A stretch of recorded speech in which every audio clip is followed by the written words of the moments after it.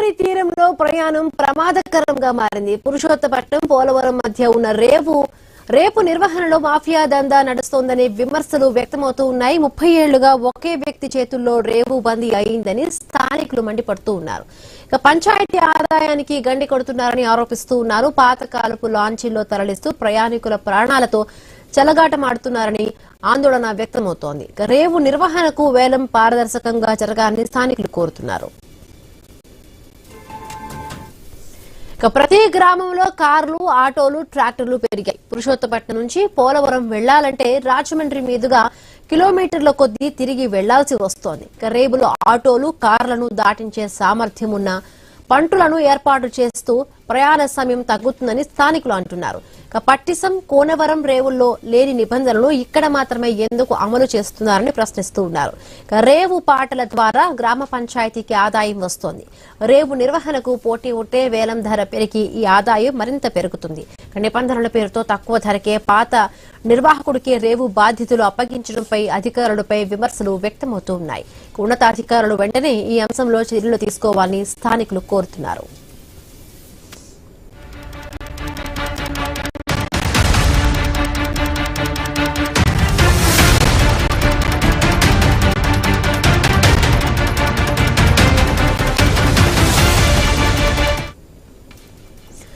గోదావరి తీరంలో ప్రయాణం ప్రమాదకరంగా మారింది. పురుషోత్తపట్నం, పోలవరం మధ్య ఉన్న రేవు నిర్వహణలో మాఫియా దందా నడుస్తుందనే విమర్శలు వ్యక్తమవుతూ ఉన్నాయి.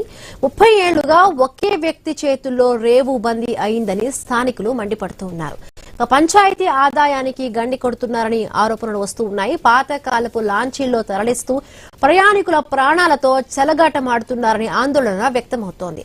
రేవు నిర్వహణకు వేలం పారదర్శకంగా జరగాలని స్థానికులు కోరుతూ ఉన్నారు.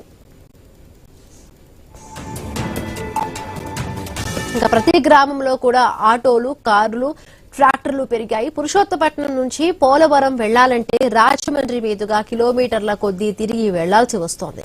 రేవులో ఆటోలు, కార్లను దాటించే సామర్థ్యం ఉన్న పంటులను ఏర్పాటు చేస్తూ ప్రయాణ సమయం తగ్గుతోందని స్థానికులు అంటున్నారు. పట్టిసం, కోనవరం రేవుల్లో లేని నిబంధనలు ఇక్కడ మాత్రమే ఎందుకు అమలు చేస్తున్నారని ప్రశ్నిస్తూ ఉన్నారు. రేవు పాటల ద్వారా గ్రామ పంచాయతీకి ఆదాయం వస్తోంది. రేవు నిర్వహణకు పోటీ ఉంటే వేలం ధర పెరిగి ఈ ఆదాయం మరింత పెరుగుతుంది. నిబంధనల పేరుతో తక్కువ